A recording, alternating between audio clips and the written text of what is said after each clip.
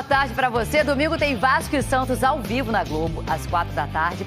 E daqui a pouco aqui no Globo Esporte tem reportagem com o goleirão, Léo Jardim. Antes, vamos falar do Flamengo? O clube demitiu o técnico Jorge Sampaoli e agora vive a expectativa para contratar o Tite. Quem tem as informações pra gente é a repórter Gabriela Moreira. Olá, pessoal. Um forte abraço a todos. O Flamengo se apresentou aqui no Ninho do Urubu para o primeiro dia de treinos sem Jorge Sampaoli. A atividade foi comandada pelo interino Mário Jorge, que treina a equipe sub-20 do Flamengo. O nome mais cotado e mais querido pela diretoria rubro-negra para substituir Jorge Sampaoli é o de Tite. Mas para isso, ele precisará ser convencido a descumprir uma promessa que fez aos familiares de não treinar clubes no Brasil em 2023. Até agora, os contatos estavam sendo feitos com os agentes do ex-treinador da seleção brasileira. Mas a partir da demissão de Jorge Sampaoli, a diretoria rubro-negra passará a falar diretamente com o treinador e espera convencê-lo a treinar o Flamengo a partir dos próximos dias. Mário Jorge comandou o Flamengo em 4 oportunidades e terá a próxima nesse sábado contra o Bahia pelo Campeonato Brasileiro. A gente vai acompanhar, né? E olha, fim de semana vai ser animado, viu? Amanhã tem Brasil e Catar no pré-olímpico de vôlei, às 10 da manhã, ao vivo, no Sport TV 2. Seleção masculina lutando para recuperar a confiança, porque esse ano até agora não foi bom não, né? Essa é a expressão que o Brasil busca daqui para frente. Por quê? Volta um pouco a imagem. O passado recente preocupa. Campanha irregular na Liga das Nações na primeira fase. Teve vitória contra a França, atual campeã olímpica, mas derrota para Cuba, uma indesejável surpresa. Na Liga, o Brasil foi eliminado nas quartas de final para a Polônia, atual líder do ranking mundial, por 3-0. Na sequência, veio o sul-americano e, pela primeira vez de todas que disputou a competição, a seleção brasileira não levou o título. Derrota na final para a Argentina. Agora vem o principal desafio do ano: buscar a vaga nos Jogos Olímpicos de Paris 2024. E fazer isso no Rio de Janeiro traz uma sensação especial, já que foi aqui que o vôlei masculino conquistou o tricampeonato olímpico em 2016. E tentar retirar aquelas energias tão positivas que a gente tem desde da Olimpíada 2016 como lembrança, que a gente possa reviver esses momentos agora no pré-olímpico também. A estreia brasileira no pré-olímpico é amanhã contra o Catar, no Maracanãzinho. Serão 7 partidas até o fim da competição, que será dia 8 de outubro. As 2 melhores equipes de cada grupo se classificam para Paris. O grupo é fortíssimo, a gente começa com Catar, República Tcheca, depois Alemanha, Ucrânia, Cuba, Irã, enfim, Itália. Campeã mundial em 2022, é a favorita a uma das vagas. Mas ultimamente, quando se mistura Itália, Brasil e Olimpíadas na mesma frase... Vou ser muito sincero, quando eu penso em Itália, eu penso que a gente venceu praticamente todas as partidas que eu joguei contra a Itália. Pequim 2008 e Londres 2012 deu Brasil contra a Itália nas semifinais. E aqui no Rio de Janeiro, em 2016, o ouro olímpico foi conquistado diante dos italianos. É lógico que eles vêm agora de uma geração que é uma geração muito boa deles, com grandes resultados. Para ajudar o Brasil a recuperar os bons resultados na caminhada rumo a Paris, Bernardinho está de volta. Ele, que comandou a equipe masculina nas conquistas de Atenas e Rio, agora vai desempenhar um papel de coordenador de seleções, planejando, junto à comissão técnica, o trabalho das equipes adulta e de base. Para a gente é um prazer enorme poder contar com a contribuição do Bernardo, principalmente num momento tão importante quanto esse. Cada 7 vale a classificação olímpica, cada 7. A gente sabe que nessa hora a torcida faz toda a diferença, né? Então é o seguinte, né? Estão disponíveis os ingressos para os Jogos do Pré-Olímpico no Maracanãzinho, no Rio de Janeiro. Aponte o celular para o QR Code, que está aqui, ó, lá no ge.globo/vôlei. São todas as informações sobre a venda de ingressos, tá? Depois do intervalo tem reportagem especial. Brasileirão desse ano tem a melhor média de público da história do campeonato. E é claro que a gente vai falar também da semifinal da Libertadores entre Palmeiras e Boca Juniors. 0-0 na Bomboneira. E agora o time do Abel Ferreira vai decidir a vaga na decisão em casa.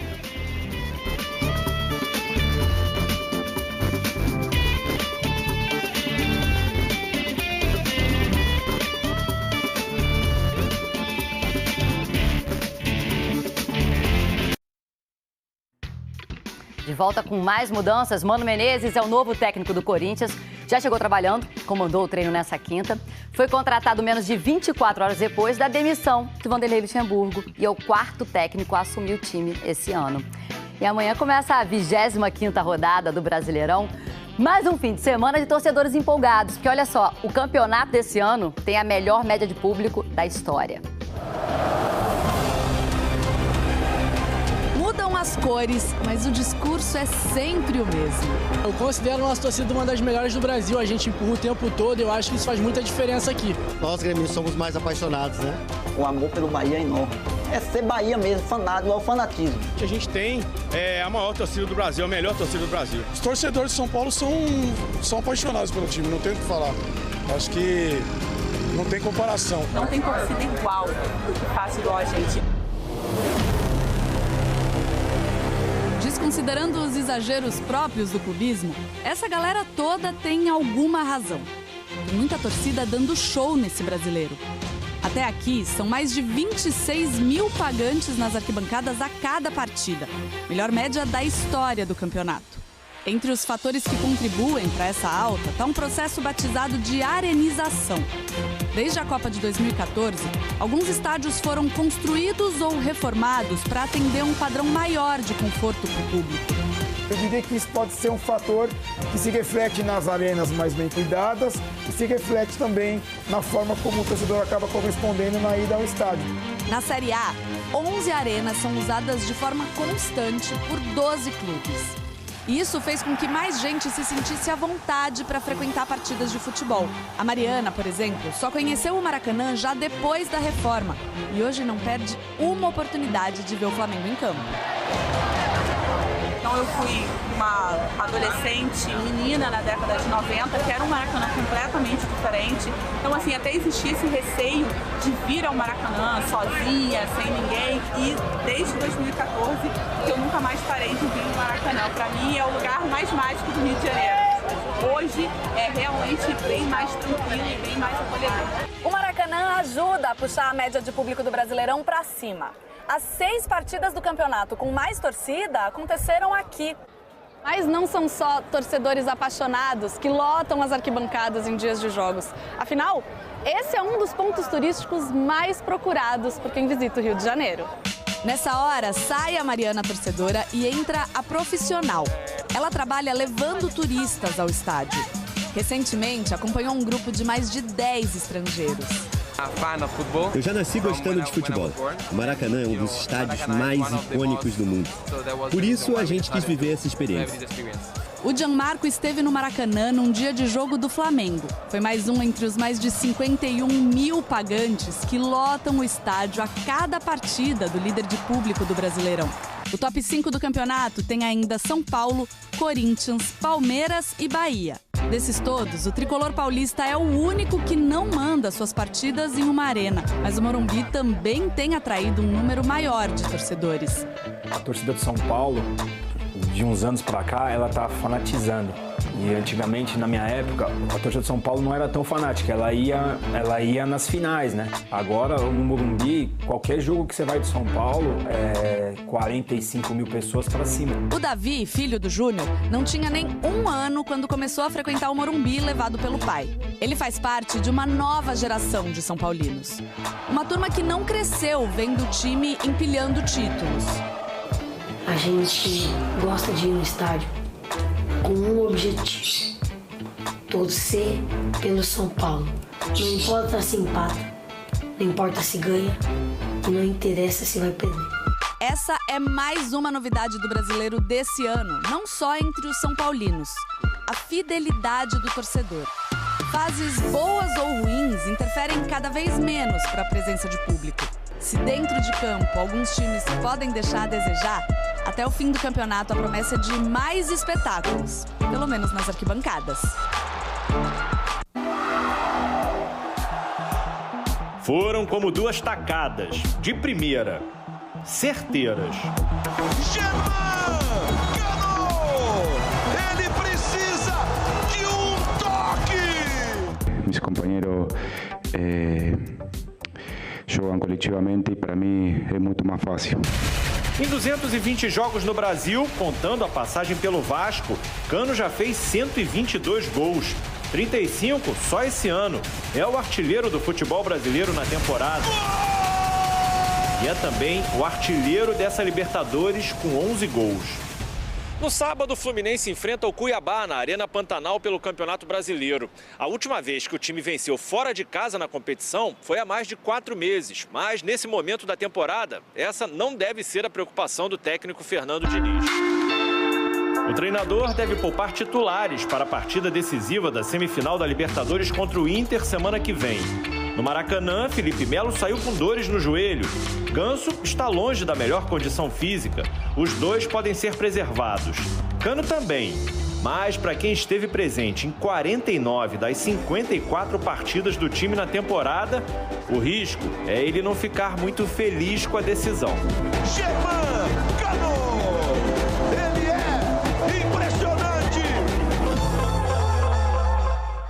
Já o Palmeiras empatou sem gols com o Boca Juniors no jogo de ida da semifinal da Libertadores, lá na Argentina. E foi o 9º 0-0 do Boca nos últimos 11 jogos de mata-mata na Libertadores. Tinha tudo para ter sido mais uma linda noite de Libertadores. Viemos jogar a um estádio mítico, uma grande energia. Queria muito vir aqui, desfrutar deste espetáculo, perceber como é que era e sentir este ambiente. Mas, infelizmente, em meio a esse espetáculo que impressionou o Abel, o racismo mais uma vez esteve presente nas arquibancadas de La Bombonera. Esse torcedor escreveu macaco no celular e apontou para a torcida do Palmeiras. Boca e Palmeiras, pela terceira vez na história, frente a frente, em uma semifinal da Conmebol Libertadores. Diego fala que a vitória virá pelo apoio dos torcedores, que o Boca não está no melhor momento, mas que ele está confiante. Algo sempre. A estratégia do Boca era de povoar o meio de campo para atrapalhar a criação do Palmeiras e não deixar o Rafael Veiga jogar à vontade. Colocaram um homem em cima de mim, né? E é muito difícil. Eu acho que qualquer jogador sente mais dificuldade quando tem um homem marcando individual o tempo inteiro, onde que eu ia ali atrás. E deu certo. Foram raras as oportunidades do Palmeiras no jogo. Arthur teve uma no primeiro tempo e o Veiga outra no segundo. Já o Boca teve algumas oportunidades para vencer. Cavani tentou 2 vezes de cabeça. Merentiel perdeu a mais clara, livre. O Boca chegou a marcar no segundo tempo, mas o árbitro havia sinalizado falta do Frank Fabra. Benedetto também desperdiçou uma chance livre. E no chute cruzado de Barco, o Everton espalmou fraco e Cavani quase chegou para completar. O atacante uruguaio ainda não fez gol na Libertadores. Disse que está com muita vontade para marcar, porque um atacante sempre busca isso. Sempre busca isso, é muito difícil jogar aqui. O Boca impõe um ritmo muito forte. São quase 600 minutos sem sofrer gol na Copa Libertadores. Apesar da pressão que o Boca fez aqui em La Bombonera, a defesa do Palmeiras mostrou que continua bastante sólida. Agora, em relação ao ataque, o Abel terá uma semana pela frente para buscar uma maneira que ele volte a funcionar sem a presença do Dudu. A minha função é escolher e olhar para o elenco que eu tenho, acreditar no elenco que eu tenho. Um gol marcado nos últimos 5 jogos. O desempenho do ataque preocupa, mas na quinta que vem, ao menos o Abel sabe que poderá contar com um reforço de peso. O apoio de mais de 40 mil torcedores palmeirenses. A equipa do Boca vai experimentar agora os nossos, né? No nosso estádio. E esses sim, os dos Palmeiras são os melhores do mundo. E a gente espera que seja de fato apenas mais uma linda noite de Libertadores. E daqui a pouco tem o goleirão que tem ajudado o Vasco a ficar fora da zona de rebaixamento. Domingo tem Vasco e Santos ao vivo na Globo, às 4 da tarde. E um dos nomes da atual boa fase vascaína é o goleirão Léo Jardim. Transformação e reação. A correção de rumo do Vasco no Campeonato Brasileiro passa por esse caminho. quando passou a ser guiado por Ramon Dias, entrou nos trilhos. O time já não aparece mais entre os 4 últimos. Depois de 10 jogos sob o comando da comissão liderada pelo treinador argentino e pelo filho dele, Emiliano, que é o auxiliar técnico. Muitas vezes, quando tem essa troca de comissão, a gente sabe que muda todo o ambiente, né? E eu acho que eles souberam aproveitar bem essa mudança. Nova metodologia de trabalho, novos jogadores, mudanças que hoje dão ao clube uma nova atmosfera, ainda mais numa semana de leveza, de uma prazerosa ausência do lugar mais desconfortável da tabela. Conquistada com um emocionante 1-0 na última segunda-feira. Um gol que vai tirando um peso enorme das costas do torcedor vascaíno. Além de tirar o Vasco da zona do rebaixamento, a vitória sobre o América Mineiro tem outros significados. Fortalece o trabalho do técnico Ramon Dias, o grupo e, em especial, um jogador que, apesar de pouco tempo de clube, já enfrentou a desconfiança dos torcedores. Léo Jardim, milagre, milagre! Léo Jardim chegou no início do ano. Passou por um período de questionamentos, mas tem sido importante nesta que é a melhor fase da equipe na temporada. Erros vão acontecer, mas acho que o importante é a gente trabalhar e se dedicar para que a gente possa minimizar esses erros. Apenas ele e Lucas Piton foram titulares em todos os jogos com Dom Ramon. Léo é o segundo goleiro com mais defesas difíceis no Brasileirão, 27 até aqui. Marcos Felipe, do Bahia, lidera com 28. O mais importante de tudo, o que aconteceu foi realmente os resultados começaram a acontecer e a nossa confiança aumenta. E a gente sabe que para o jogador a confiança é uma coisa essencial. O momento é de alerta, até porque o Santos, adversário de domingo, é outro passageiro da agonia. O Vasco em 15º, com 26 pontos, o Clube Paulista com 24 em 18º. Perto demais para não incomodar. A gente sabe que para eles também é uma final, mas a gente sabe que tem condições de chegar lá e fazer um grande jogo e buscar um resultado positivo. É isso. Te espero de novo amanhã no Globo Esporte. Uma ótima tarde para você, um bom fim de semana e bora ser feliz. Beijo.